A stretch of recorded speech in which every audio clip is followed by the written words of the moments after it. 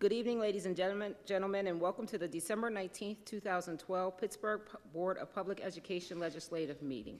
Before we begin this evening, I'd like to remind everyone to turn off all cell phones or pagers and put them on vibrate.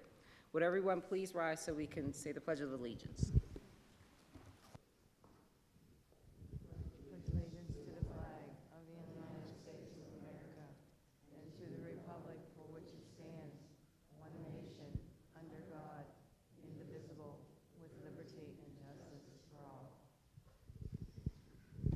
Thank you. As is our tradition and procedure before a legislative meeting, we like to recognize students and employees of the Pittsburgh Public School District. I'd like to ask board members to please come forward, and I will turn this portion of the meeting over to Ms. Heather Hobson. Thank you, Ms. Shealy. This evening, we are presenting the Distinguished Achievement Award to an entire department at Pittsburgh Public Schools.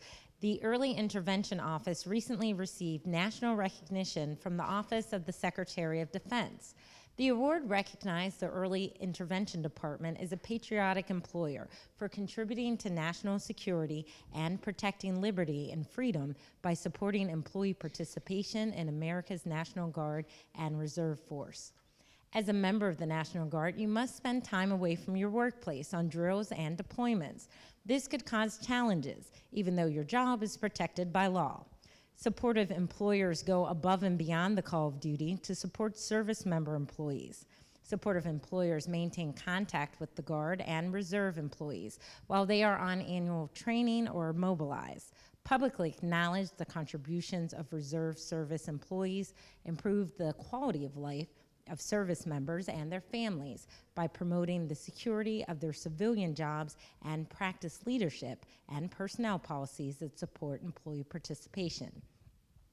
On behalf of the Early Intervention Department, Senior Program Officer Nancy Hill and Executive Director of Early Childhood Carol Barone Martin will come up to accept the Patriotic Employer Award from the Office of the Secretary of Defense, as well as the Distinguished Achievement Award from the Pittsburgh Board of Public Education.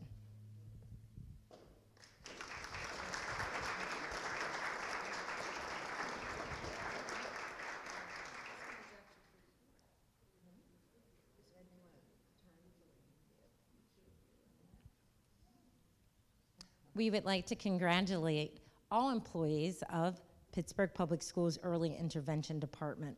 Thank you. This concludes our presentation for this evening.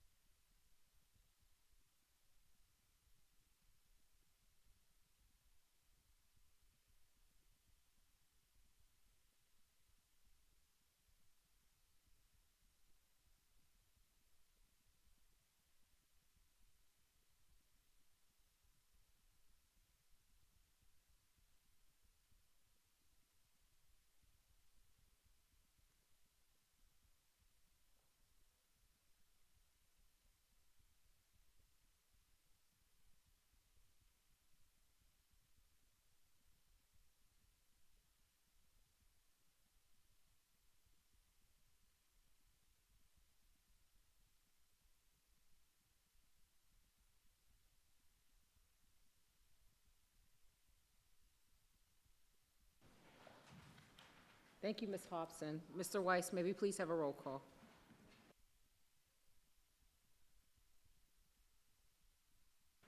Mr. Brentley? Here. Mrs. Khaleesi? Here. Mrs. Fink? Here. Mrs. Azuda? Here. Dr. Hawley? Here. Mr. Eisler? Present. Mr. McCray? Here. Mr. Sumter? Present. Ms. Shealy? Here. All members present. Thank you, Mr. Weiss. At this time, I'd like to ask Mr. Sumter to share our core beliefs and values. Thank you, Ms. Shealy.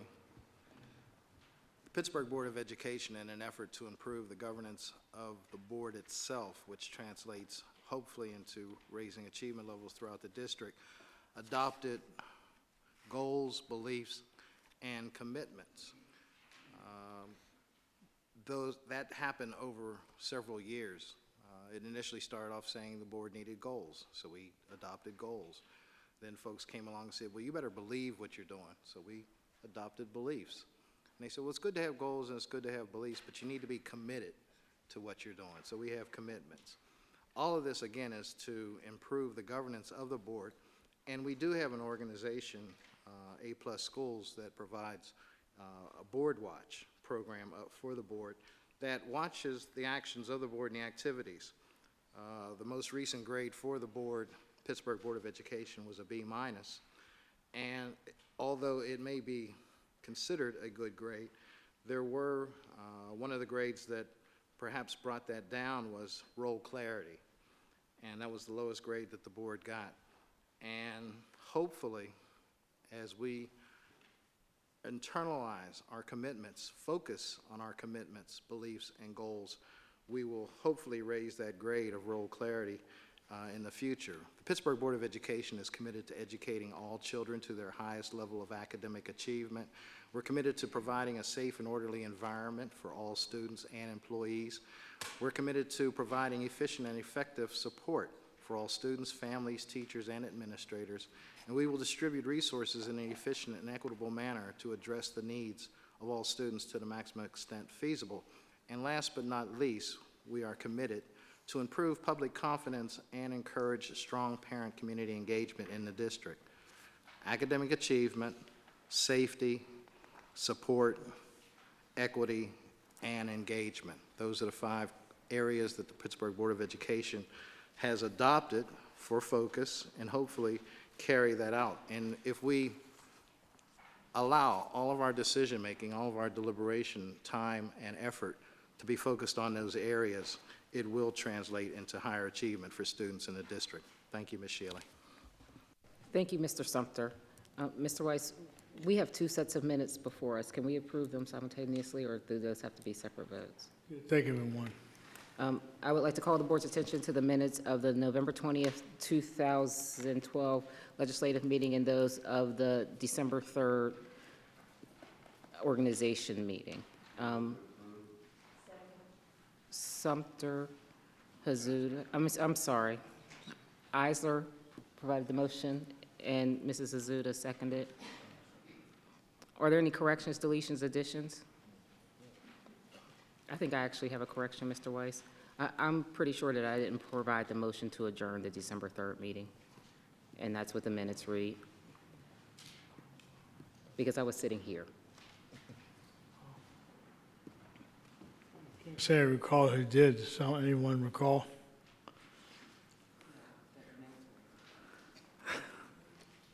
May I?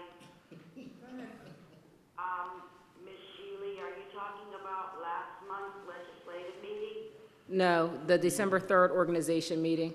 Oh, thank you, I'm sorry, I misunderstood you. Well, may I suggest that the board vote on the minutes, and when we determine the correct person, we can correct the minutes at a future meeting. That's the best way to do it. Thank you, Mr. Weiss. All in favor, please signify by saying aye. Aye. Opposed, same sign. The minutes of both meetings stand approved. At this time, I'd like to read the executive statement. In addition to executive sessions announced at the legislative meeting of November 20th, 2012, the board met in executive sessions on December 10th, 2012, December 12th, 2012, and immediately before this legislative meeting to discuss various personnel matters that may include, but are not limited to, administrative vacancies and positions opened and closed. Finally, at the executive session immediately before this legislative meeting, the board discussed student discipline cases that involved violations of various portions of the Student Code of Conduct. The board does not vote in executive sessions.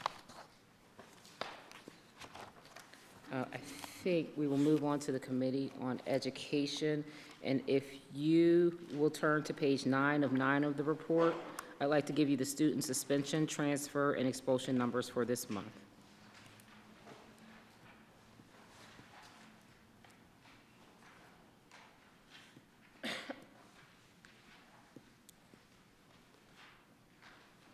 "54 students suspended for 4 to 10 days. 0 students suspended for 4 to 10 days and transferred to another Pittsburgh public school. 5 students expelled out of school for 11 days or more, and 0 students were expelled out of schools for 11 days or more and transferred to another Pittsburgh public school. At this time, I'd like to turn it over to Dr. Lane to make some changes to the agenda. Thank you very much, Ms. Shealy. We would like to pull in the education report items 8 and 9.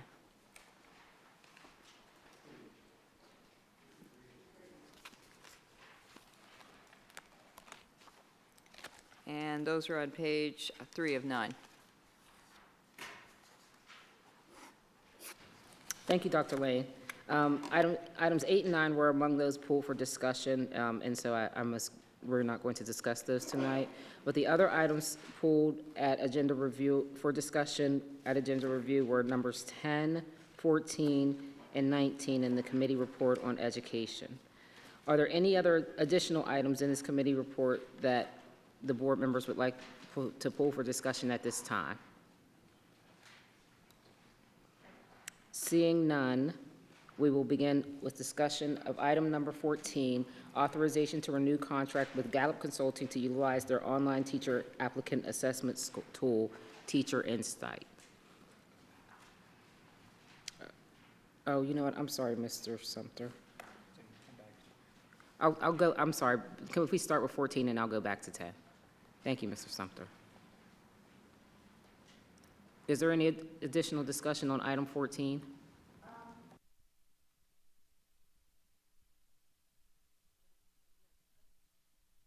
I'm the one who asked this question. Exactly what will they be doing for us? So this contract is with Gallup, so that the district has the opportunity to continue using the Teacher Insight tool, which is a tool that we use in the screening of applicants as one of the assessments for placement on the eligible list, which we're required to maintain. On the eligibility list. Exactly what, is there a test that they have to take, or are you just looking at their resume and their the Praxis scores and all of that good stuff? There are 3 areas that are considered for placement on the eligibility list. The Teacher Insight tool is one of those 3 areas, and Gallup has a research-based tool that predicts teacher effectiveness and success in the classroom that's nationally normed, and we use that tool as one of the 3 measures for placement on the eligibility list. Okay, again, is it a test that they have to take, or an assessment, some type of assessment that they have to take? It's an online assessment that they take. Okay. Do they take that here, or are they able to take it at home, or what? They are able to access it online. At home? Okay. You're welcome. Any other discussion or questions on item number 14? Madam Chair. Mrs. Khaleesi, I will come to you after Mr. Brentley. Okay, thank you. You're welcome. No, that's okay. Mr. Brentley. Yeah, on the same item, Ms. Fuller, can you tell me, you said we've used this company before in the past? Yes, this would be renewing going into our 3rd year with Gallup. Third year. Have we ever received an evaluation? So they don't provide a service in the sense of the evaluation. We continually refine the tools that we use to screen applicants with their later, success in our district. But there's not an evaluation of a product in that kind of way. Okay. So I'm guessing, how do we determine if they are delivering the services that we want them to deliver? How do we determine that? Have there been complaints filed against them? I mean, where's our feedback? So they provide the tool, and then they provide reports to us that meet the district's needs and the expectations set forth in our contract with them to administer the tool, provide the district the data so that we can use it in our application process in a way that meets the district's needs, and there have been no complaints about that. The service from them has met all the objectives set forth in the contract with them. So if there were complaints, where would an individual or agency or company or whoever, where would they actually file a complaint? How would you register a concern? So this is a tool used by applicants for teaching positions. Right. So if someone had a concern, and I'm not aware of any, I believe they would direct them to myself or someone else in the Office of Human Resources or in another position of authority in the district. Okay. We've not received anything such No, as no, that. just quickly, 10 seconds, walk me through the system. Applicants interested in getting into the district would go through this company, and then they would prepare, compile, and then give it to us and say yay or nay, they're qualified, or how does that work? Tell me. So applicants to the district for teaching positions apply with the district. They don't go through a company. Okay, As the district, we have applicants complete the Teacher Insight tool, which is a tool that assesses the aptitudes and likelihood of success for candidates for teaching positions, and it's particularly geared to determine the aptitudes for success in urban settings, and it's one of the reasons why we elected to use it several years ago. That score is then combined with a credential review, as well as a scoring against a rubric of essay questions, all of which are designed to predict success in the Pittsburgh Public Schools with our students. okay. And then you would receive a report from the company on its recommendation for that individual? No, the only thing we receive from Gallup is the score that the candidate has on the Teacher Insight tool. Okay. And you're confident and you support this tool that we have in place? Yes, the Gallup Teacher Insight is a nationally normed tool, again, used by many urban districts. It's really an urban district tool. Okay. And so we believe it's been helpful to us in screening candidates for positions in the Okay. district. Well, I'm glad you mentioned the urban, because that was my next question. Because it is also a national issue, a national concern of African-American applicants constantly complaining about never being able to get through the process, even though they may have the credentials. And you can hear it from a variety of concerns on how or why they didn't get to it. And so I am just worried, or I'm not worried, but I'm just concerned about the way you explained it, that we build in something to say if a person does not get recommended, if he or she is an African-American male, highly qualified, but for some reason did not get the necessary scores coming from this company and then being recommended, where just how do they ever make themselves available to the district? So I'm glad you explained that. I would just only ask that you kind of keep an eye on it. If you say it's national, I would love to know what other school districts are using it. How successful are they in screening and getting those kinds of those applicants? So I was just curious about it, but please keep an eye on it, especially for the fact that we are in strong need of good teachers, but especially African Americans who seem to be locked out or pushed out and not having the same access that others have to getting these positions. Thank you. Thank you, Mr. Brentley. Mrs. Kalasi? Thank you, Madam Chair. First of all, I'd like to thank staff for providing the information they did on this very subject through our board update. I was very much interested in the Gallup incorporated in what they were doing back when we first initiated this whole process. I think it has been very beneficial to us. But that being said, Ms. Fuller, can you tell me how many people were laid off? And when I say how many people, I mean teachers, okay? Were laid off, and then out of all of those people that got laid off, how many were actually called back? Can you provide that information? Am I putting you on the spot? So I can certainly provide it, but not right at this minute. I don't have those numbers in front of me, but I can get those to you and the rest of the board members. Okay, so it was kind of provided in the update. It just didn't quite give me an understanding of, for example, if we laid off 15 math teachers, did all 15 get called back? I didn't get that part. So if you could provide that to me, I would appreciate it. I also realize this contract is a lot less than the initial one. I don't know what tool you're using to evaluate the work that they're doing. It would be beneficial to have that information as well. But if I'm not mistaken, whenever the Gallup tool is used, they do not ask questions that I understand, and I could be wrong, so correct me if I am. They don't ask if you're male, female, your race, or anything of that sort. Am I correct? Yes, it's a blind assessment tool in terms of those kinds of items.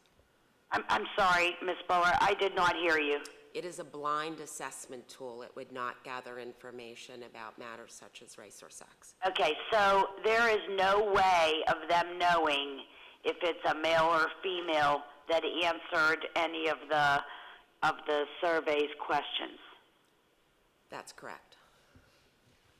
Thank you. Thank you, Madam Chair, for that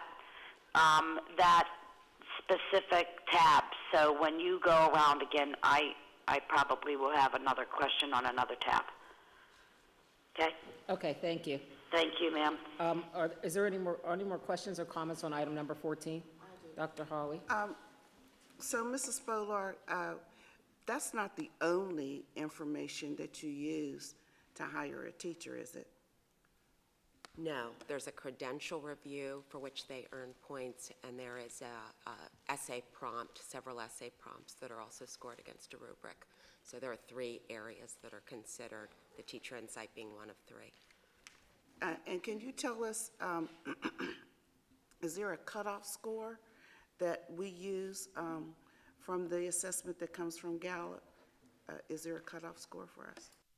So each year, Gallup identifies a nationally normed cutoff score, and districts can use it as an all or nothing in terms of awarding points or not.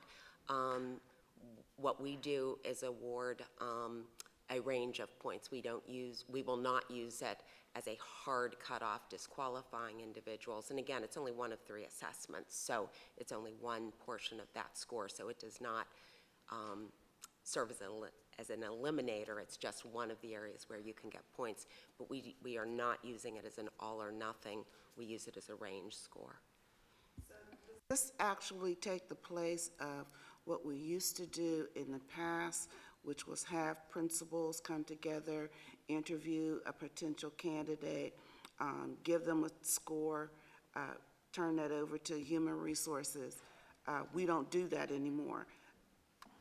That process is not in effect. The process that I described is what we use to place people on the eligibility list. So we don't do what we used to do before in terms of the principals coming together or supervisors coming together to identify new candidates for a particular position. It's done by the Gallup. Again, Gallup's one of 3 areas, but you're correct, yes, yes. Any more discussion on item number 14? Okay, and I'm sorry for this, but we'll go back to item number 10, which is the authorization to enter into a contract with Education Development Center, EDC, to support the K-12 implementation of the Common Core State Standards in Math, CCSSM. Does anyone have any questions or comments on this item? Well, let me go. Mrs. Scalise, is this one of the items you wanted? If you could give me a second to come back to me, please. Okay. Thank you. Dr. Hawley? Okay. My question is, the materials that this company is using, has any other school district in the state of Pennsylvania used this company? So this board tab with Educational Development Center isn't for material purchase. However, Educational Development Center does produce, it's published by Pearson, but they are the authors of CME, which is currently we have 2 companion texts that are used in Algebra 2, and Geometry at the high school. So this group has published those material. In terms of which districts in the state of Pennsylvania that actually use CME, I'd have to go back to our publisher and ask them. My reason for asking is that since we're new to Common Core for next year, let me take that back, this year, I'm really concerned about whether or not the materials actually align with the Common Core standards that we'll be teaching in our classrooms. And if so, do they have a track record of using these materials, or this company use the CCSSM alignment plan with other school districts? Has it worked? So just to respond to this, Educational Development Center is a very large global nonprofit organization, and they do specialize in other things other than education. But specifically in education, they have been part of the Common Core state standards. Matter of fact, the director of the math branch of EDC is actually cited as one of the citations in the back of the standards. The other important note for the board is EDC has been involved in the park assessments, even though our state isn't a park or smart balance in terms of the assessments. They have been influential in developing those assessments. So this company, in terms of their math branch, is a nationally recognized leader in the Common Core state standards. And they work with large urban districts like Boston and Chicago. The CME materials that they produce are the first materials that have come out that have been endorsed to be Common Core aligned. So other textbook publishers like McDougall-Littell, for example, have not come out with Common Core aligned materials, which at the high school level, probably about 6 years ago, maybe 7 at this point, we adopted McDougall-Littell for Algebra, Geometry, and Algebra 2. Part of the reason we had to adopt a companion series, which the board did over the past 2 years, was because McDougall-Littell was not Common Core aligned and did not have the 8 standards of mathematical practices that you have to have Common Core alignment to math. So we do feel like this is one of the better organizations to partner with. And the other thing that I'll remind the board is that for the past 3 years, we've been fortunate to be the recipient of the Math and Science Partnership Grant. We're now in our 3rd year, and EDC was a partner with us on that grant, and have worked with our teachers already at the high school level, predominantly algebra teachers, in developing their mathematical knowledge and content knowledge. And we have seen, I've shared with the board on a couple other occasions, I don't have it with me tonight, but we have seen some improvement in the high school teachers' content knowledge. That is showing positive results because of the work with EDC through that grant. But that grant is coming to an end this year. Thank you. Any other comments or discussion on item number 10? Madam Chair, Mrs. Khaleesi. thank you. The only question I have is was this work bid? And if not, why not? Ms. Khaleesi, no, this work wasn't bid. The reason for that is because we do believe that this company has the expertise, as I responded to Dr. Hawley's question, but also because there's a continuity and coherency with this company because of the 3 years of relationship with the MSP grant. They've already been working with our teachers, and would like to continue that and expand that down into our K-8 grades. So a lot of it has to do with the level of success that we've had, the responsiveness of our teachers to the work that they've supported already in the district. And when and how will there be, first of all, what type of evaluation tool will be used, and when will there be an evaluation tool used for this program or contract? So this contract is really supporting developing the math expertise of principals and their math teams at each of our schools. So one of the best indicators will be our student success on our Keystone exams. Potentially not this year because we haven't done a lot of targeted work with our math teachers. But as we move through the next couple of years, we would expect to see some positive results in student achievement. The other type of evaluation that occurs is that they will be, through part of this contract, is providing a very high-level oversight to make sure that K through 12, we make sure that we don't have any gaps in the learning progressions that are required of the Common Core specific to math. So they'll be providing several high-level reports that I could share with the board on the analysis of the curriculum that our teachers and central office team actually develop. And the other piece of feedback or part of their evaluation would, of course, be the feedback from the participants that are actually receiving training and support from EDC. And that includes our principals as well as math teachers and leads in all of our schools. Okay, I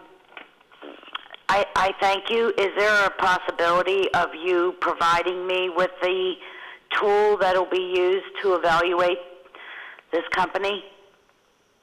Can you do that, or is that asking for too much?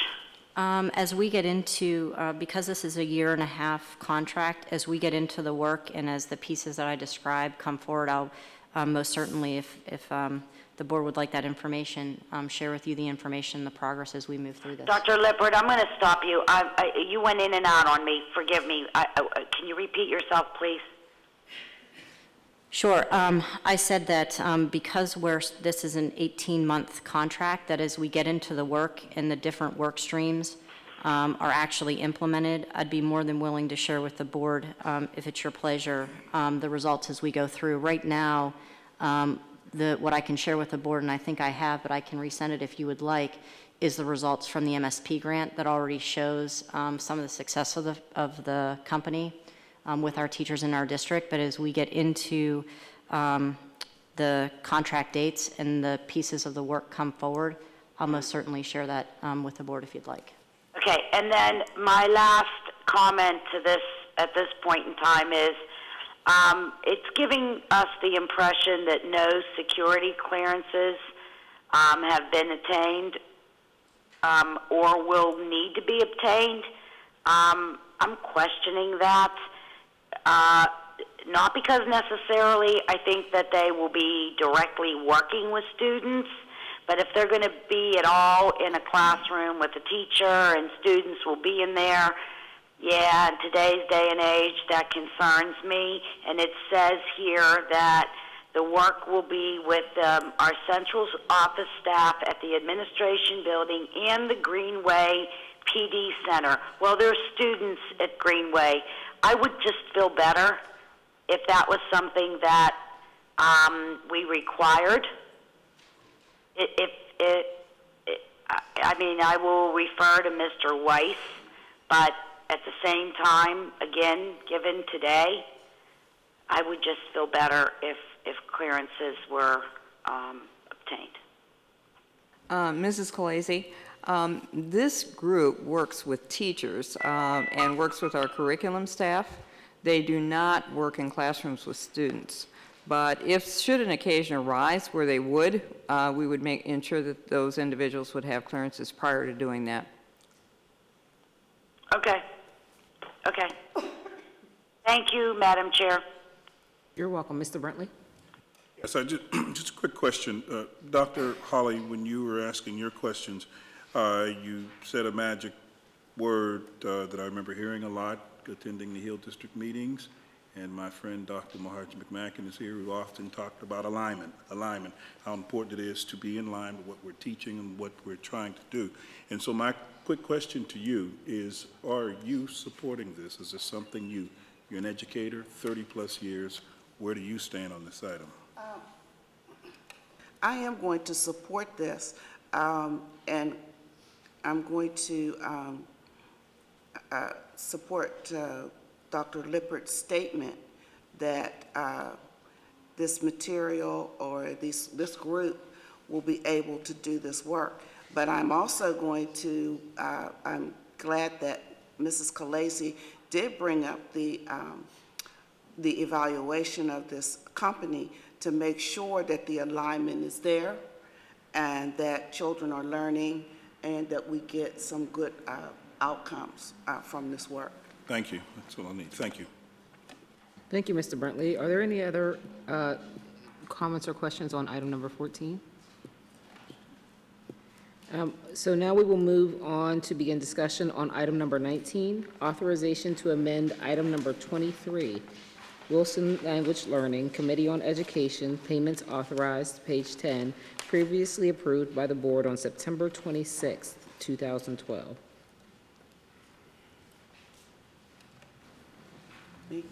I was wondering how many teachers do we have in the district that are actually certified in the Wilson program, language program?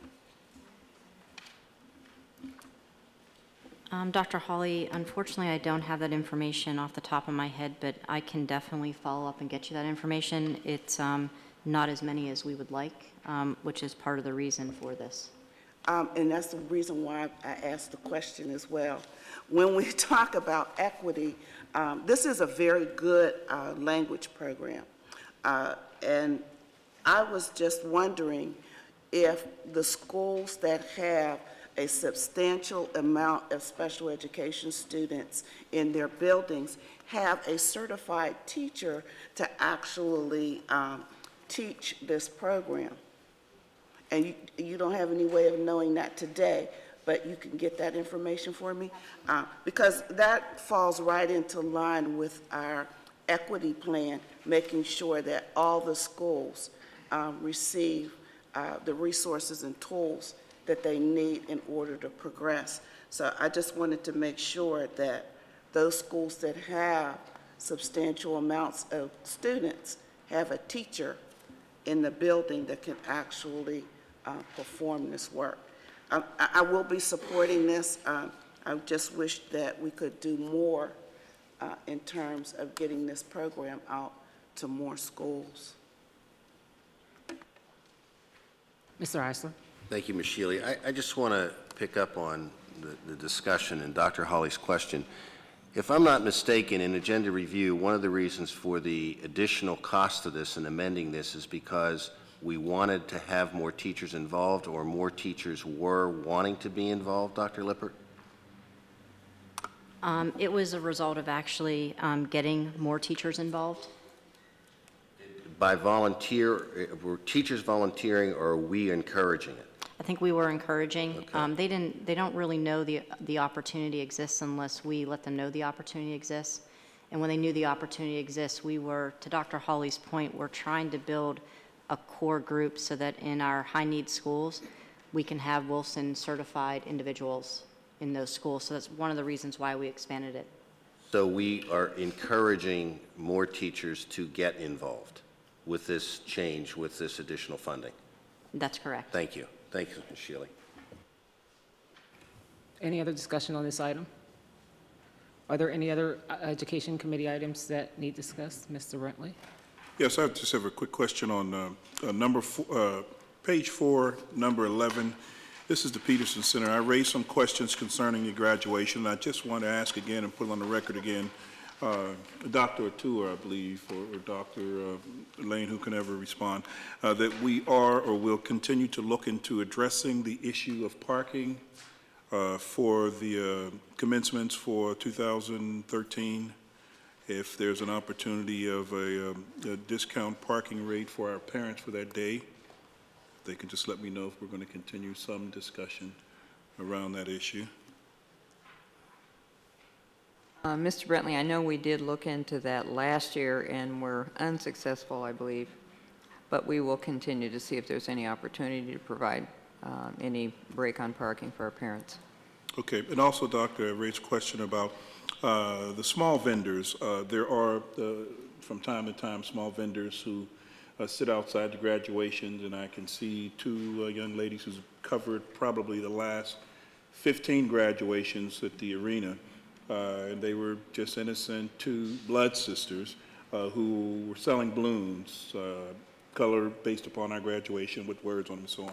And at the last year or so, staffing at Civic Arena actually threw them off the premises and then allowed another one of their vendors to take the spot that they've developed for years. And I just want to ask if they can get some kind of clarification if there is a designated area that they will allow or permit that to happen just during our graduations. That would kind of be appreciative of that if we can clarify that. And then also, do we still offer, or is it an individual school issue, in terms of graduation pictures? When the student used to walk across the stage, they would get a picture with the principal. That is a district function or individual school function? Mr. Bentley, I'm not sure whose function it is, but as I recall, all the graduations I attended last spring, there was a photo taken of a student on the stage. Okay, and so, but that is not the district doing that, or is that pretty much the school? I think the school makes the arrangements, but I am not aware that any of our schools don't do that. Okay. Well, I just wanted to, make a suggestion, Doctor, in these hard financial times, that, all of the excitement is usually after the graduation out front. And maybe there's an opportunity for the district to look into a photo booth outside that we can charge a very small fee for students wanting to get pictures with their parents or with other friends.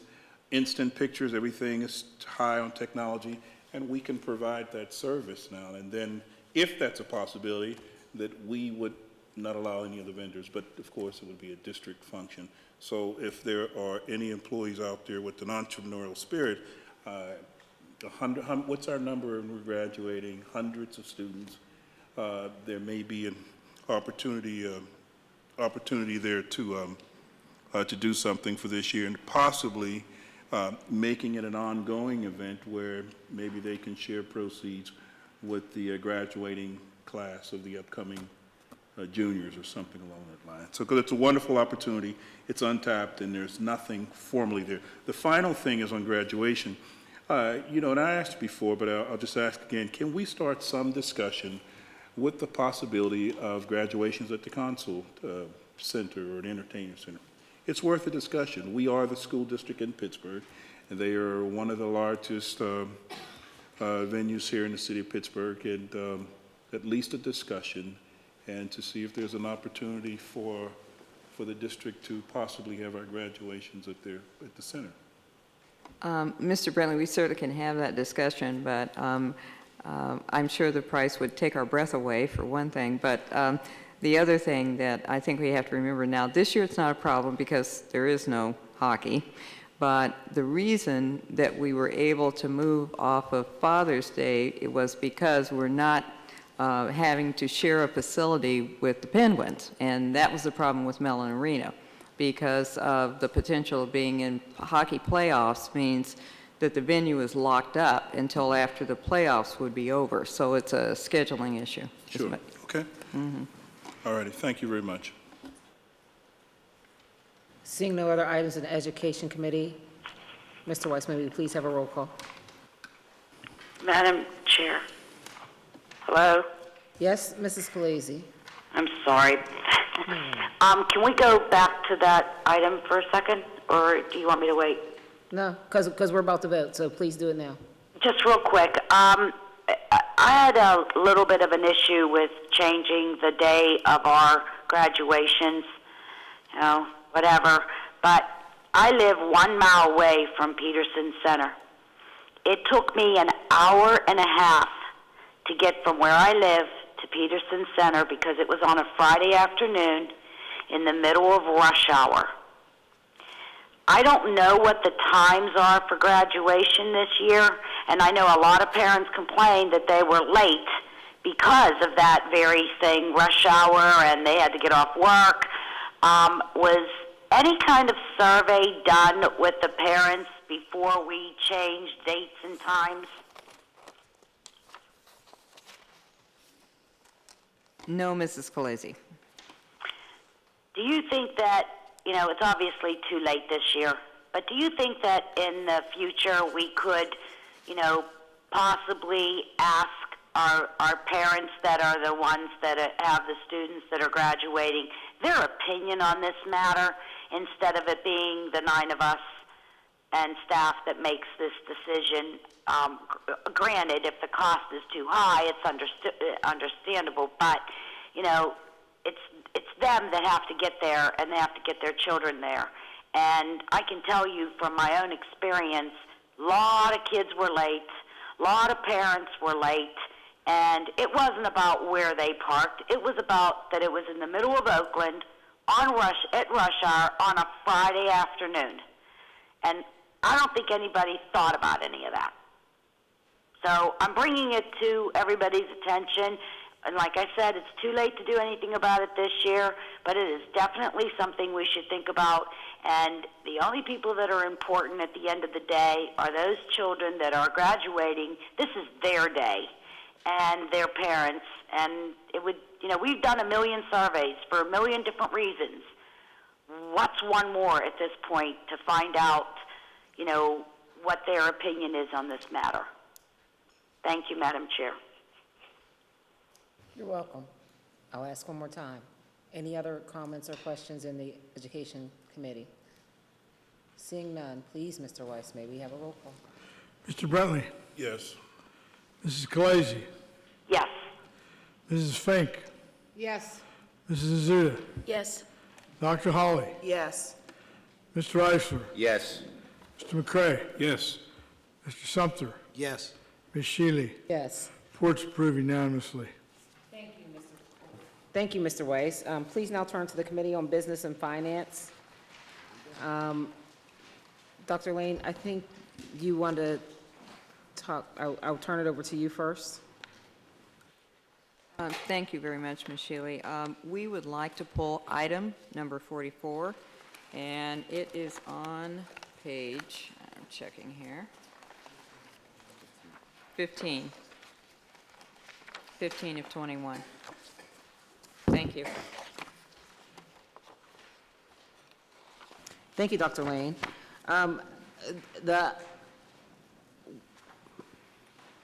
Was the entire report pulled for discussion?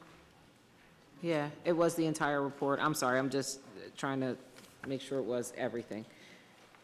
I thought it was actually only up through number 44. So it wasn't, so I guess items 1 through 43 are on the table. Does anyone have any questions or comments on those items? Sorry, it's me again. Go ahead, Mrs. Khaleesi, please. My question as I went back through that agenda is I wondered why some of these items were bid and some were not. And I understand, we don't have to bid them because they are consultants or contracts, and I understand that we use CoStar or PEP or whatever the new title is for that, but that doesn't mean that the cost is always best to go by simply using one of those companies on that list. What I'd like to know is if staff has taken the time out to really evaluate both options, and how often do they do that? I realize there's work involved when you bid. I understand that, but in today's times, with the costs that that we have, like I said, as I went through this, some were bid and quite to our advantage, and then some were not, and I have to wonder why. So, and thank you, by the way, for the information that I received through the board update. It wasn't quite what I was looking for, but it was good enough. So, Dr. Lane, I don't know why some weren't bid and some were, but I have to ask, on behalf of the public and the taxpayers, are both of these things being looked at? And, you know, who's asking that question to be sure that we're trying to do the best we can to save dollars and get, you know, good quality work? Ms. Scalise, Mark Campbell here. From the technology perspective, absolutely. We try to leverage the Peppermint CoStar's contract when all possible. And the advantage there is that there has been a level of negotiation that has already occurred. And so we're most often able to negotiate down from that price. But we do, as a matter of process, obtain quotes and look at several vendors. But I will also add, when we have made a technology decision, we are embedded to a certain extent, because the cost of change would often exceed the cost of a lower bid. I'm sorry, Mr. Campbell. Could you repeat the last sentence? I didn't hear it. I missed it. The last statement I made was sometimes we're careful to evaluate the differences between bidding and leveraging the contract, because the cost of bid can possibly exceed the cost of change. Exactly. That was exactly my point. And you're not the only one here. I mean, there's several here that I went through. But that's what I want to be sure of. I realize there's a cost. I realize there's a work involvement in doing that. But I just want to be sure that we're doing both. If, you know, I don't know how you do it. I don't know what you do. I don't know what the ultimate process is. I expect that you do, and that, you know, there are times that you look at what might cost us, you know, $300 and some thousand, and you think, okay, wait a minute, maybe it is best to bid it. Of course, you're not alone in that area. There's all over. I just asked the same question in education. It's everywhere. I just want to be sure that we're not just going to a list that's been approved by, I don't even know who approved those people or companies on the list, but is it always to our advantage? And that's ultimately my question.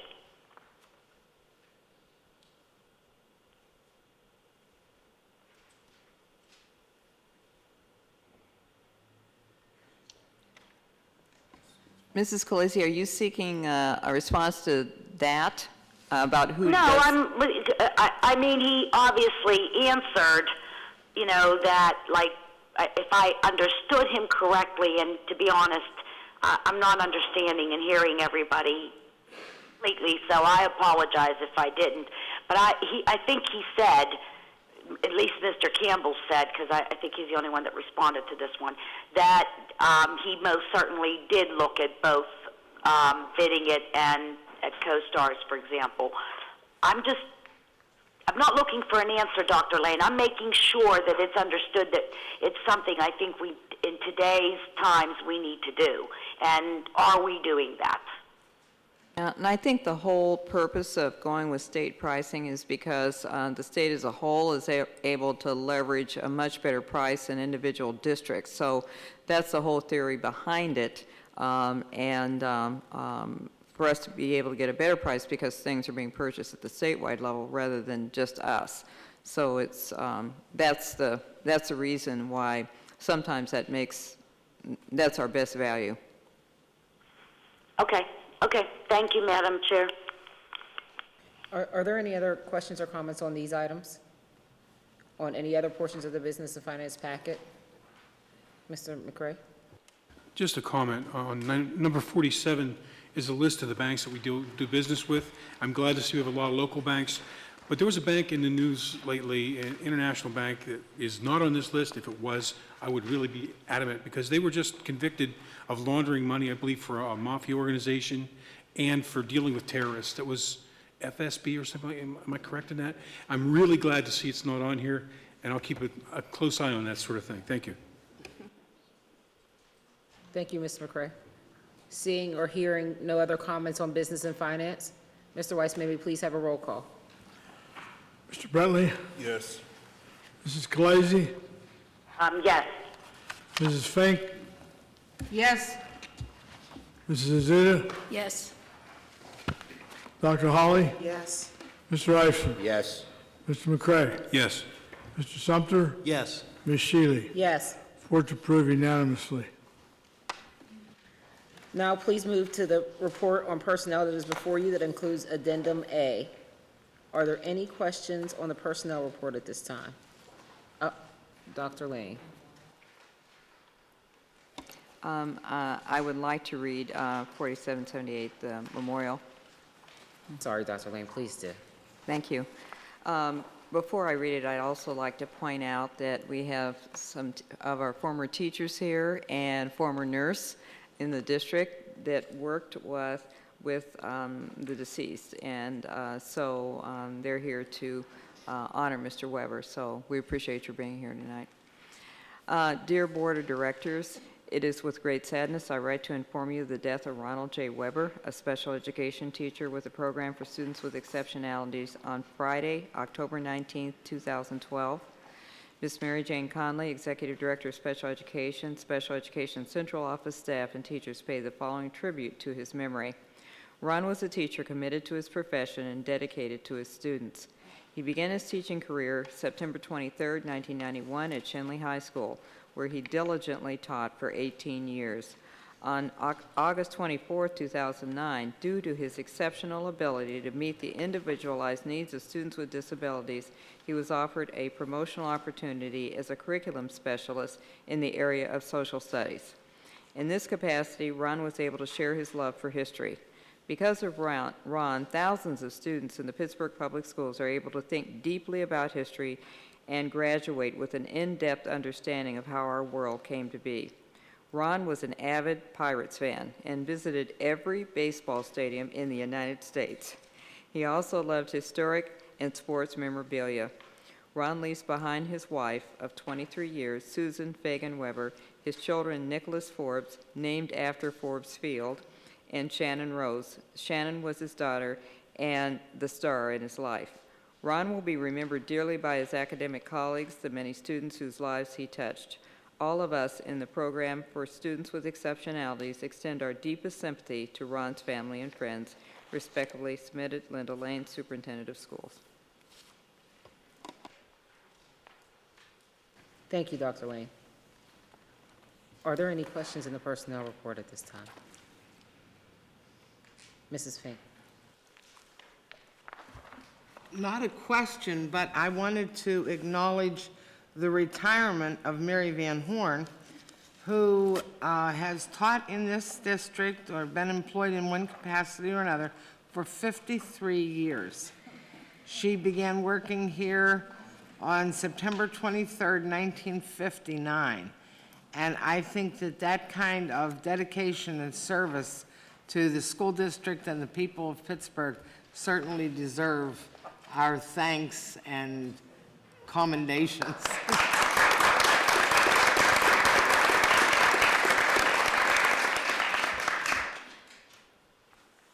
Thank you, Mrs. Fink. Mrs. Azuda? I also wanted to comment that Mrs. Van Horn runs a program through the PFT that has teachers educating teachers, and it's a fabulous program that they do. And I hope she's going to continue that because she's done a lot of hard work for it. It definitely has her signature on it, so I hope she's going to continue that in her retirement when she has lots of spare time. Thank you, Mrs. Azuda. Dr. Holly? Yes. I noticed that, and I'm certainly happy to see the promotion of two of our own to vice principal positions in the district. I was just wondering about the transition time that, let me just come right out and say it. And I'm not trying to pinpoint any particular school, but one of these schools, this is going to be detrimental for this school to not have a person in place day one when the children come back from their holiday break. Is there any way that we can get that the principal can actually get a teacher there before school starts? I mean, this is just like, the other school, the other school, that person will be a vice principal in that school. So that transition will be very fluid, and he'll be able to work with that teacher. But this isn't going to happen at one of our most challenging high schools. So can we make sure that, thank you.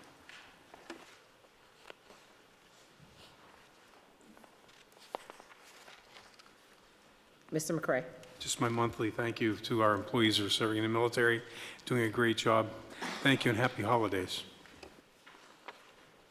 Thank you, Mr. McCray. Seeing Mrs. Khaleesi. I too just want to congratulate Mary Van Horn. I'm going to miss her dearly. I've done a lot of work with her. She's a phenomenal, phenomenal person. But I must tease her and say I wasn't even alive yet when she started working. I wish her the best. And anyone else who is leaving us, I believe, soon. There are a few other people that will be retiring and will not be back as of the first of the year, so I wish them all the best as well. Thank you, Madam Chair. Thank you, Mrs. Khaleesi. Seeing no other comments, Mr. Weiss, may we please have a roll call? Mr. Brentley? Yes. Mrs. Khaleesi? Yes. Mrs. Fink? Yes. Mrs. Azuda? Yes. Dr. Holly? Yes. Mr. Eisler? Yes. Mr. McCray? Yes. Mr. Sumter? Yes. Ms. Shealy? Yes. Entire report's approved unanimously. Thank you, Mr. Weiss.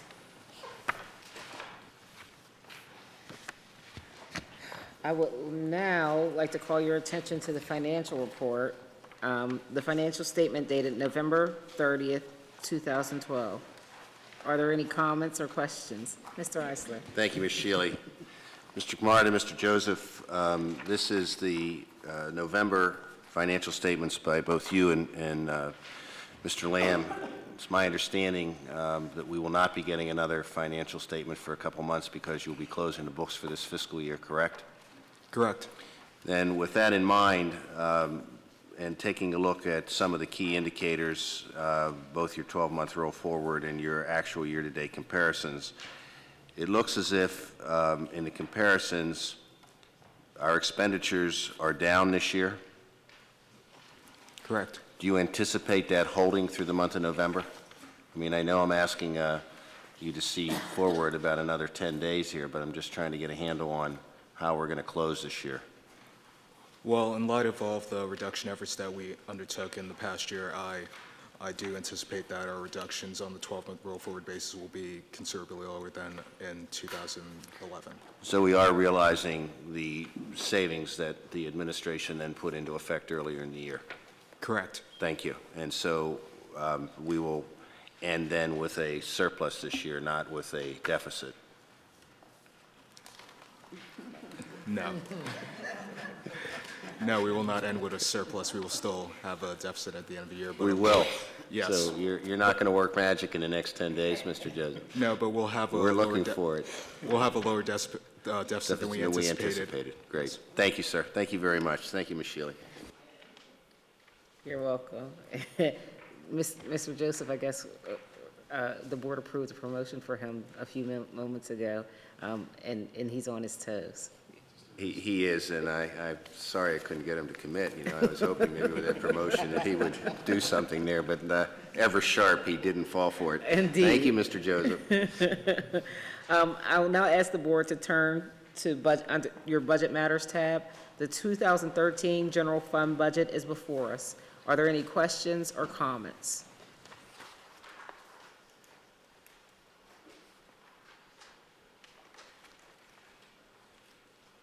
Seeing none, Mr. Weiss, may we have a roll call? Mr. Brentley? Yes. Mrs. Scalise, Yes. Mrs. Fink, Yes. Mrs. Azuda, Yes.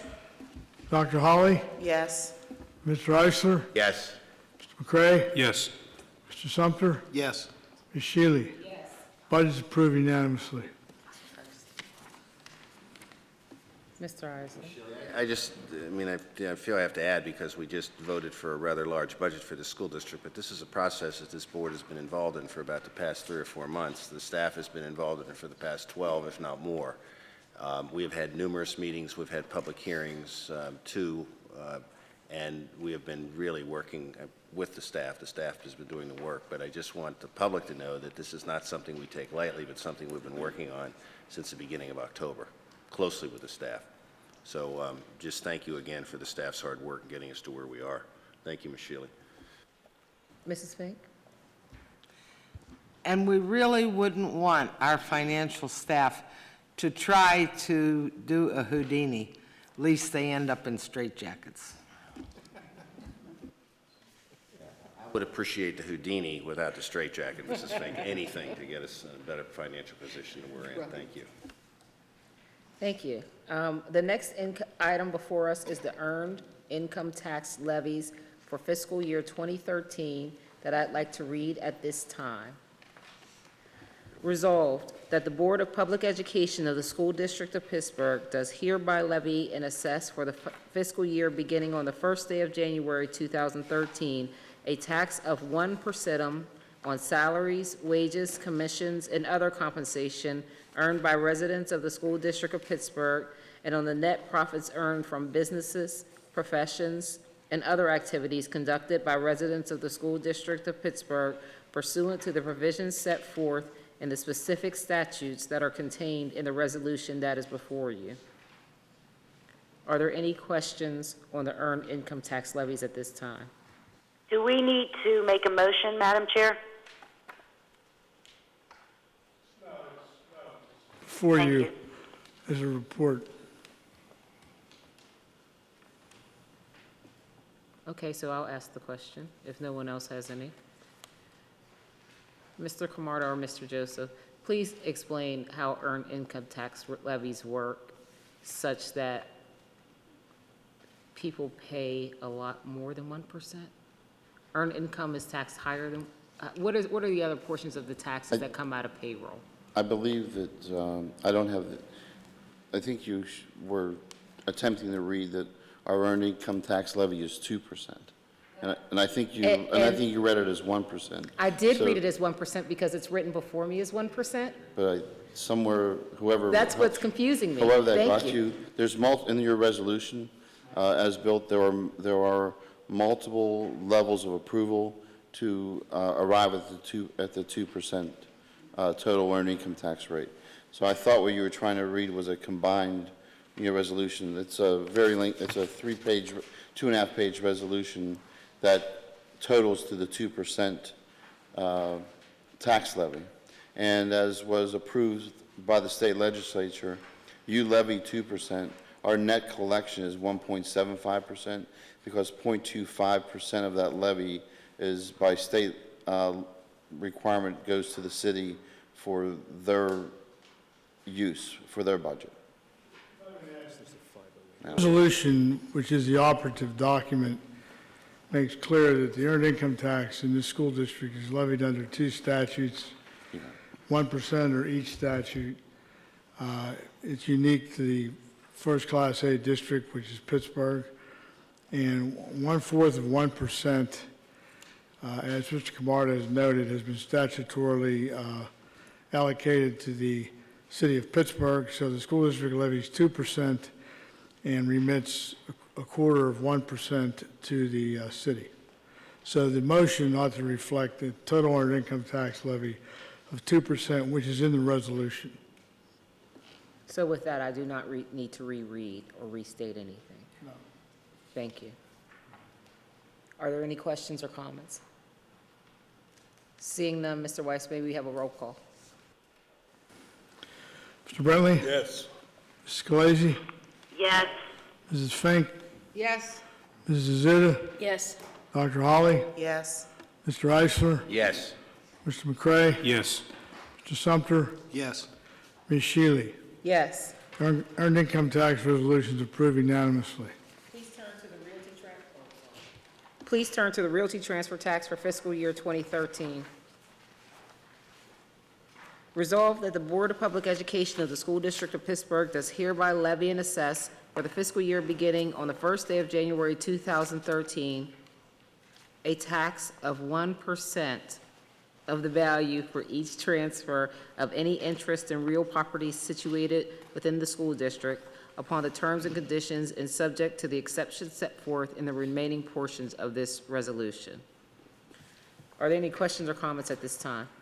Mr. Eisler. Thanks, Ms. Shealy. Mr. Weiss, not to get a dissertation here, but it has been all over the news recently that the so-called loophole in this tax, which has denied this city and this school district quite a lot of money over the past year, is now going to come to an end as of January 1st by act of the legislature? Legislature did approve an amendment that was principally sponsored by Senator Furlow, which eliminates the so-called 8911 exemption. I expect, yes, so the answer is yes. However, I also expect that there will be efforts to further amend it to tighten up other ways that developers evade this tax. Thank you. Thank you, Ms. Shealy. Thank you, Mr. Eisler. Seeing no other questions, Mr. Weiss, may we have a roll call? Mr. Brentley? Yes. Mrs. Khaleesi? Yes. Mrs. Fink? Yes. Mrs. Azuda? Yes. Dr. Holly? Yes. Mr. Eisler? Yes. Mr. McCray? Yes. Mr. Sumter? Yes. Ms. Shealy? Yes. Transfer tax is approved unanimously. Thank you, Mr. Weiss. I would now ask the board to turn to new business. I'm sorry. Just for the record, our property tax won't be levied until January. You want to explain that? Judge Weddick's ruling? Okay. Just for the record, our property tax itself will not be levied until the January meeting because the reassessment hearings aren't done for the county, and I want to thank Judge Weddick for that extension. Thank you. Thank you, Mr. McCray. May I add to that, Madam Chair? Yes. Also, I think that the public needs to know that because of those assessments not being done, the costs that the district may incur because of the assessments being lowered will cost us dollars, and they need to be funded in some manner.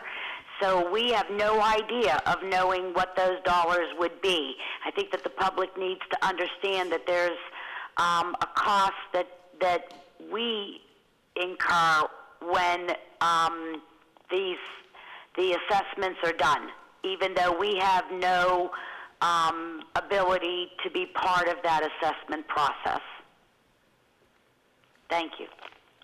Thank you, Mr. Khaleesi. Mrs. Khaleesi. We will now move on to new business. There are 3 new business items before you. The first, I will start with the first.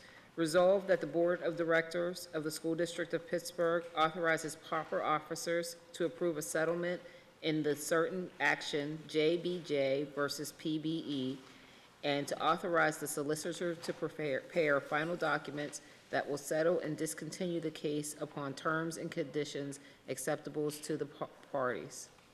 So moved. Second. Mr. McCray and Mr. Eisler. Are there any questions or comments? Mr. Brentley. Yes, Mr. Weiss, can you explain this settlement item and its dollar amount? It's a special education settlement. Because of confidentiality issues, I will not get into any more detail. The total amount of the settlement is $55,000. Thank you. Seeing no additional questions, Mr. Weiss, may we have a roll call? Mr. Brentley? Yes. Mrs. Khaleesi? Yes. Mrs. Fink? Yes. Mrs. Azuda? Yes. Dr. Holly? Yes. Mr. Eisler? Yes. Mr. McCray? Yes. Mr. Mr. Sumter? Yes. Ms. Shealy? Yes. Okay, the first item is approved. I will now read the second new business item at this time. Now be it resolved that the board's proper officers authorize a contract for student facilitation services of a student workshop on January 17th, 2013 for African-American males in the 11th grade with Charles Small, academic counselor, Office of the Provost, University of Pittsburgh, and an amount not to exceed $1,500 from account line 100-010-2360-323. Mine's reads 100. I'm sorry. Did I read the account number wrong? I didn't read it wrong. It was written wrong for me. Thank you. Motion, may I ask? Okay. Mrs. Azuda, and it was seconded by, Okay, thank you. so can I, did you get that? Azuda and McCray. Okay, yeah. Can I correct myself on the account number? 1,010-2360-323. Are there any questions or comments at this time? Mr. Brentley? Yes, I understand the intent of this new business item. As I shared in executive session, I've been an advocate for boys, for men, and primarily African American, especially those who are falling through the crack. I will be abstaining on this item, but I will ask again, sometimes there's an opportunity to tap into some of the resources that we have at this end of the table in terms of board members. And I would have loved an opportunity to be a part of the planning. I would have loved the opportunity to also listen to our educator on the board, Dr. Holly, and her concerns, because sometimes some of these boys will not get a second chance, and so it's important that we do it right the first time so that we can keep these students here. So I will abstain. I will raise questions about follow-up and how do you move forward from here. I am a firm believer that we could achieve the same results, if not better results, in the individual schools, identifying key individuals in our community who have wonderful relationships with African-American boys. I mean, it's almost magical. And so when you can talk to those of us who are in touch with some of them, I would be more than happy to share and to possibly avoid a similar item that we have before. So I understand the intent. I'm not too supportive of how we're going about it, and I would only ask that in the very near future that we find a way to include others in the discussions when we're putting something like this together. And more importantly, let's utilize the wonderful staff that we have in some of these high schools. Thank you. Thank you, Mr. Brentley. Any other comments? If I may, Go ahead, Mrs. Scalise. I apologize, but I'm a little disappointed. We had a conversation where we discussed how peer pressure and knowledge of this sort of activity going on could be an issue. And here we are discussing it, where I think it's, it saddens me. I am in so much support of this. I hope that this does what we hope it does. It is the ultimate reason why we are at this table. It's to help our children, all children, and to give them every possible opportunity to move on in life and be able to receive everything that we could possibly give them. And the Pittsburgh Promise is so important, so important. So I am very supportive of this, and I'm very proud of the staff. Whatever way they had to do this, I'm glad they did it. So I thank you and I applaud you. Thank you, Madam Chair. Thank you, Mrs. Scalise. I think Dr. Hawley wanted to say something. Yes, I too am very excited about the intent of supporting youth that is not making it in the classroom and trying to motivate them to do better. I have no problem with that intent. Again, I am going to agree with Mr. Brentley, however, that the way it is being done, I have some reservations. But I'm going to support this. But I am also going to come back to this table again. If it does not work and something doesn't go right with bringing these students together, I'm going to ask the question, what could you have done differently in order to move this project forward? I agree that the staff is trying to come up with some ideas to support children that need motivation, that need support, but we always have to stop and think about how we actually do that. But I have to be honest with you. I am going to come back if something goes wrong here.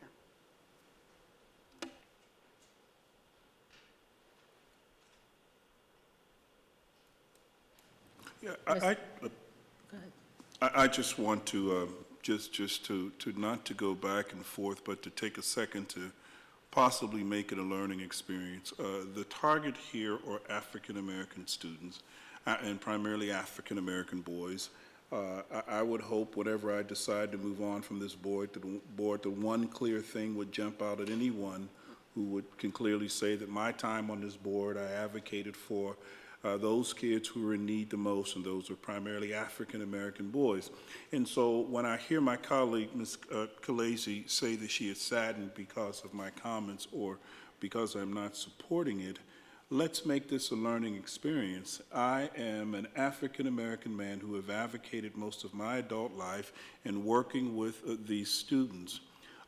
My comments, my input, my concerns should just weigh just a little bit. Just a little bit. I have and continue to raise 3 African-American boys, foster parent of many.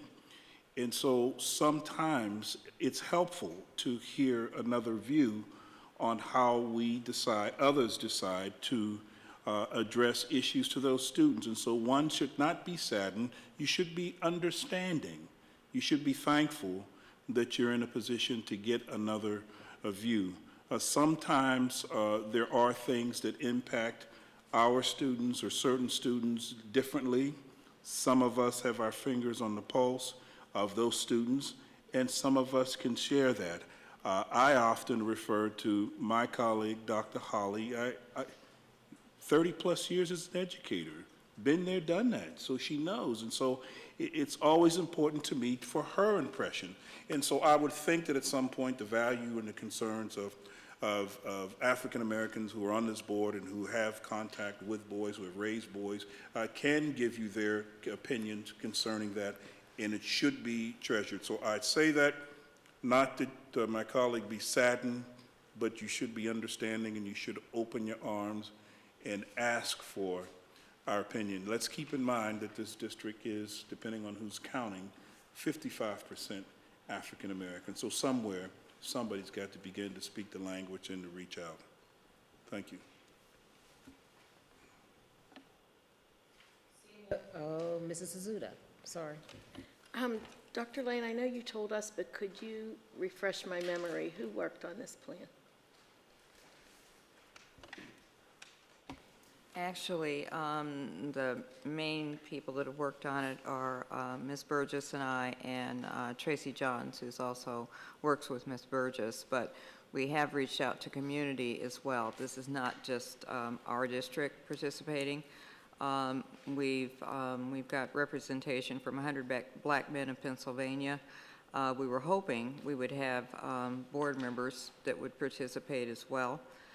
City of Pittsburgh, Carnegie Mellon, We have representation from our Equity Advisory Panel members, Mount Ararat Church, Need, New York University, Pittsburgh Promise, the district, of course. We have some of our staff that's going to participate, including one of our teachers who is an affiliate, who's been trained in the Beyond Diversity training.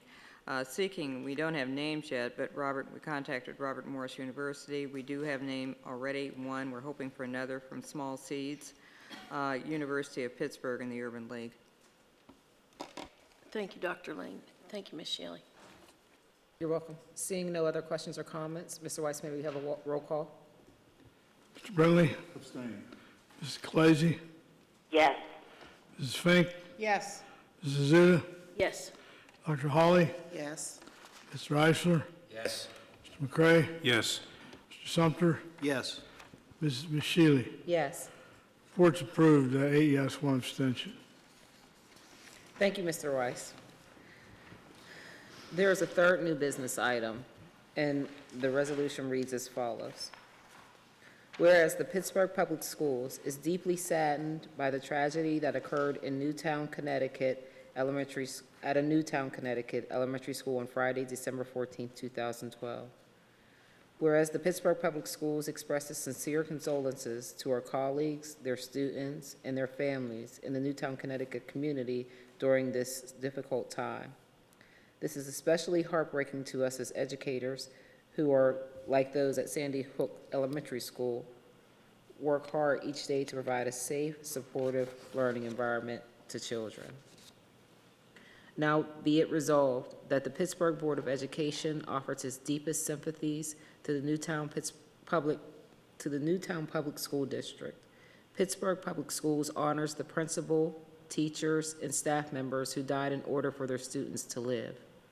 The district also remembers the 20 little lives lost. Their memories are living on in our schools.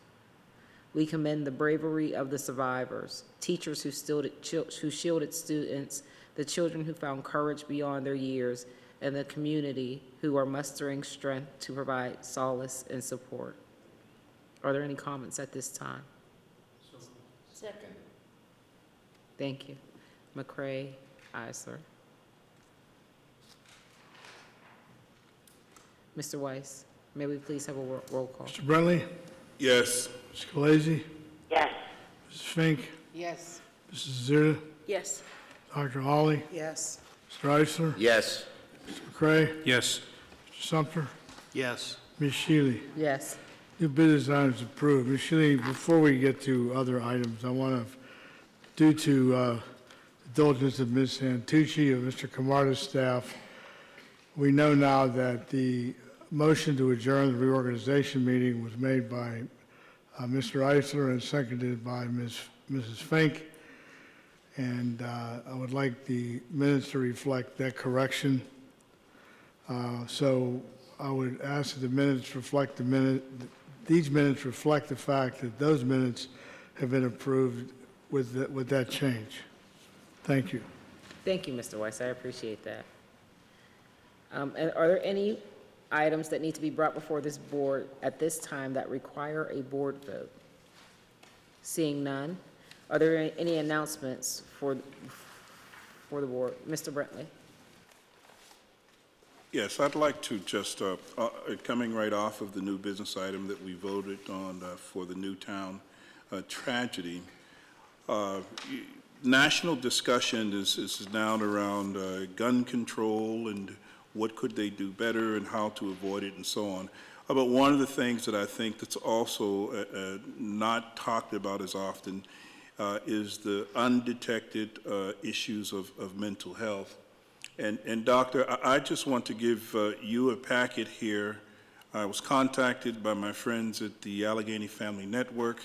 This is an organization here in the county, and what's unique about them is that they work with students who have been identified with mental health. But what's unique about them is that all of them are in the same boat. They have a loved one that they're working with. And they graciously called and said, Mark, we can partner with your district because nobody wants to think about this tragedy. But if you have a student who may be acting out but have yet to be diagnosed with any kind of mental illness, how long will he or she go on undetected? I just wanted to read a few points here that what the Allegheny Family Network is offering. The Allegheny Family Network is offering a Allegheny Family Network chat line. It is 1-888-273-2361. Allegheny Family Networks offer a confidential support line for families rearing children who have mental health and emotional needs. Chatline offers a family support partner with experience rearing a child with the behavioral issues who can help with connections to the community services, negotiating different systems and the emotional systems. The family can also call to receive a face-to-face support from the Allegheny Family Network. The chat line operates from 9 a.m. to 4:30 p.m. If calls are received after those hours, the family can leave a message and they will return the call in the morning. And then also they have a parent advisory board, and they're asking folks to be a part of that. So Dr. Lane, I'm asking that, and here's what they would like to do. They would like to give out their card throughout the district. They would also like to send a letter out. And Doctor, I'm asking if you would make some contact with the director, Ruth Fox. They are open, they are sincere, and I'm just hoping that we would find a way to take advantage, and I'll just pass that down.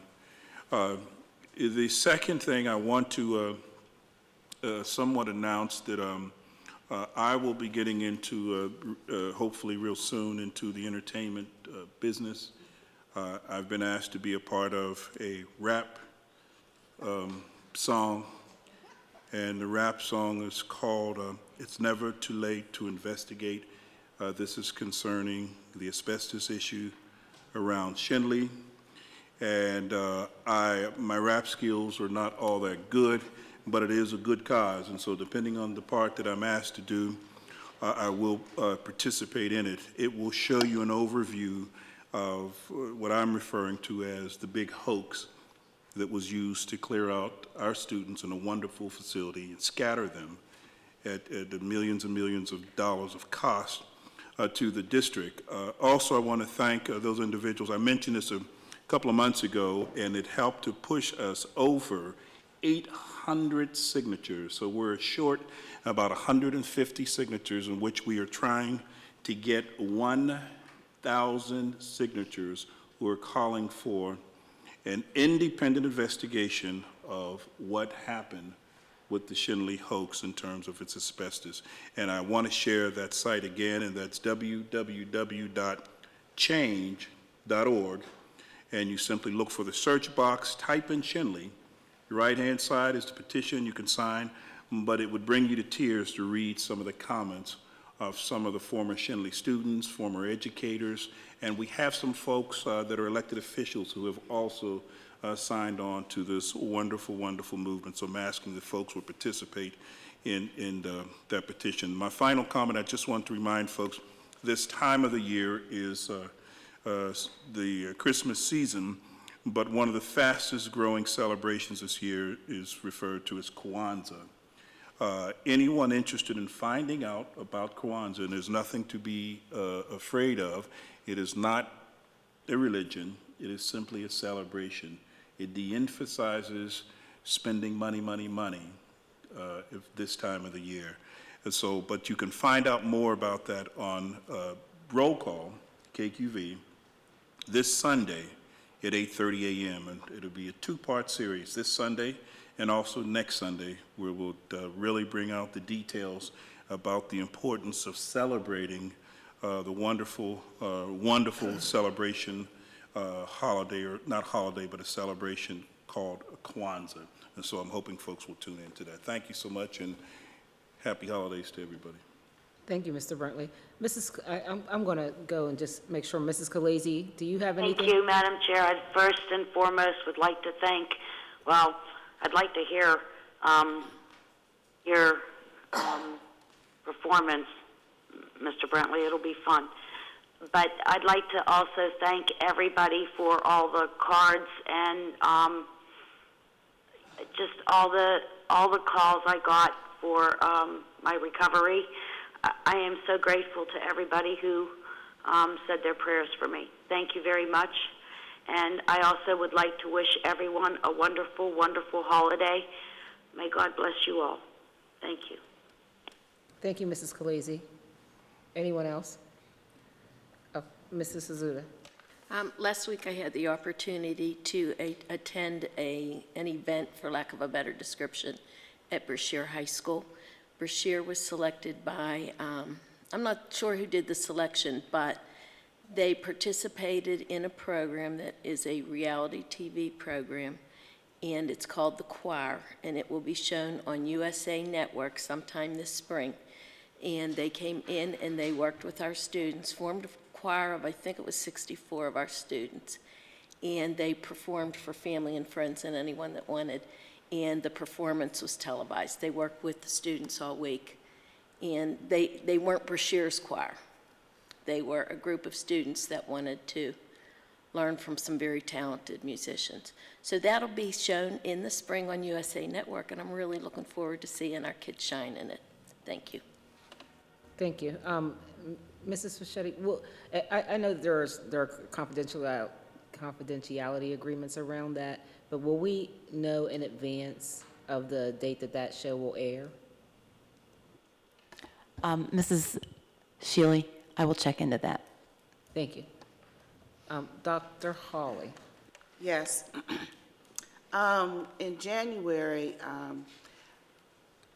the Spirit of King Award ceremony is a ceremony that's been happening at the Kingsley Association for many years. And they actually identify one or two very significant people from our community that has supported the African American community in different areas. This year, they will be honoring Dr. Barbara Sizemore. Dr. Sizemore is a mentor of mine, and many of you know she's a great educator. There is a Barbara Sizemore Chair at Duquesne University, and she has helped countless numbers of students throughout her career. The sponsors for this honoree will be the Port Authority of Allegheny County, the Kingsley Association, of course, the Pittsburgh Pirates, and the New Pittsburgh Courier. I invite all of you to attend this wonderful, wonderful event to honor this woman who really cared about our children. Thank you. Thank you, Dr. Hawley. Mr. McCray. This morning, I had the pleasure of attending the Septum Awards down at the Teachers Union Building. It was phenomenal. Our kids had the greatest, coolest posters, reduce, reuse, recycle. That's my middle name. But am I correct, Mr. Kumar, that they said they saved us $300,000 this year? Yes, that was what was Roughly stated, 300,000? yes. That's phenomenal. Thank you, kids. Hooray. Thank you, Mr. McCray. Dr. Hawley, I'm sorry. I don't think you said the date. I think you said in January. Okay. The date, I'm sorry, the date is Thursday, January, pardon me? Oh, I'm sorry. The date is Thursday, January 10th at 10 a.m. at the Kingsley Center. The Kingsley Center is on the corner of East Liberty Boulevard and Frankstown Avenue. Thank you very And much. welcome to our community when you come. Mr. Iser? Thank you, Dr. Hawley. I'm sorry. Thank you, Ms. Shealy. Thank you, Dr. Hawley, for giving us the date. And then thank you, Ms. Shealy, for recognizing me, trying to get this straight. Both were reaching for our calendars here. This current edition of the Carnegie Museum magazine has an article about a project that is going on with the Warhol and Westinghouse High School in Homewood. And it's a great article about an arts educator, Ms. Wormsley, if I'm hoping I'm pronouncing that correctly. I'm trying to look at the principal, but I'm being blocked. I've heard a lot about this project from the folks at the Warhol, and I was lucky enough tonight to run into Dr. Crenshaw, who is here, and the principal at Westinghouse, and I said to her, what do you know about the program? going on with the Warhol, and she just simply said, I love it, I love it, I love it. I think what's significant with all that's going on with kids is that we need, as a Pittsburgh Public School community, all the help we can get from the community and all the support we can get. Our children deserve it. And it's just great that an institution like the Carnegie is taking the time to work intensively this year, and I hope it continues beyond this year, and with a project, with a school, and it is something that is welcomed by that school community. So I want to thank not only Dr. Crenshaw for her work with the Carnegie, but especially the Carnegie and Eric Shiner, who is the director of the Warhol, for stepping forward on behalf of our children.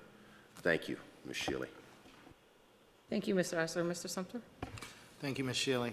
First off, I want to wish everybody a happy, safe holiday period.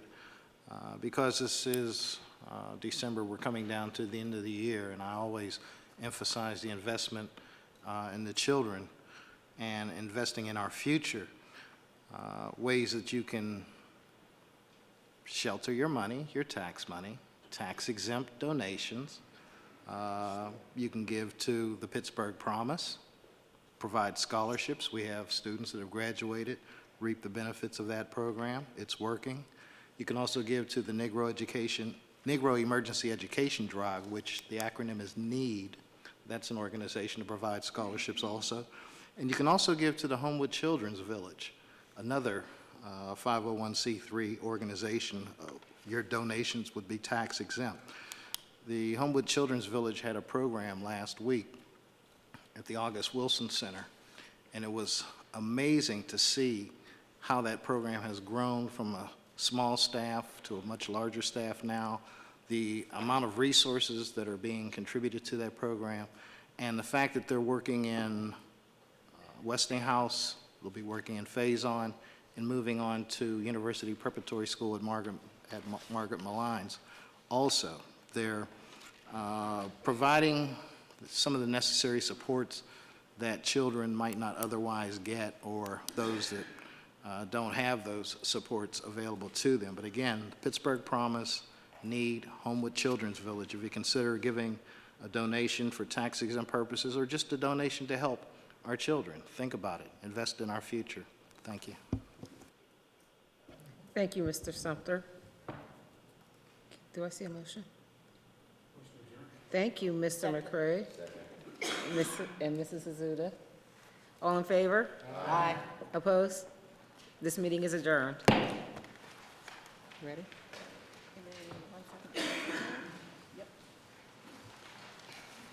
You ready? I'm sorry. I'd like to call the December 19th, 2012 meeting of the Pittsburgh Mount Oliver Intermediate Unit to order.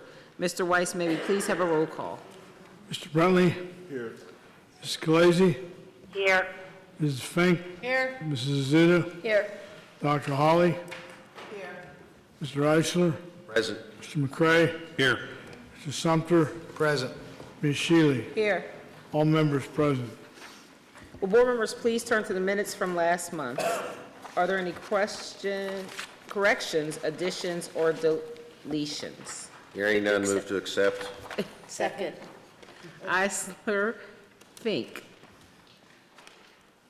All those in favor? Aye. Opposed, same sign. Abstain. Mrs.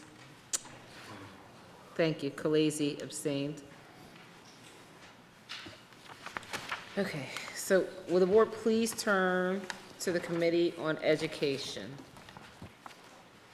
Are there any questions or comments on this report? Seeing none, Mrs. Azuda. Okay. Seeing none, Mr. Weiss, may we have a roll call? Mr. Brentley? Yes. Mrs. Khaleesi? Yes. Mrs. Fink? Yes. Mrs. Azuda? Yes. Dr. Holly? Yes. Mr. Eisler? Yes. Mr. McCray? Yes. Mr. Sumter? Yes. Ms. Shealy? Yes. Report's approved unanimously. Thank you, Mr. Weiss. Let's move to the committee report on business that is before us. Are there any questions on the report that were not addressed at agenda review? Seeing none, Mr. Weiss, may we have a roll call, please? Mr. Brentley? Yes. Mrs. Khaleesi? Yes. Mrs. Fink, Yes? Mrs. Azuda, Yes. Dr. Holly, Yes. Mr. McCray, Yes. Mr. Eisler, Yes. Mr. Sumter, Yes. Ms. Shealy. Yes. Report's approved. Thank you, Mr. Weiss. Please turn to the personnel report. There is one personnel item this evening for the Mount Oliver Intermediate, Pittsburgh Mount Oliver Intermediate Unit. It's in personnel because we discussed where it belongs, and I'm sure of that. Right. Thank you. Says new business in my. I know, and we discussed this, Okay. that this belongs in personnel. This does not belong in new business. This is a personnel item. Do we need a motion, Madam Chair? No, we don't. Thank you. I'm waiting for everybody to stop telling me that I'm wrong.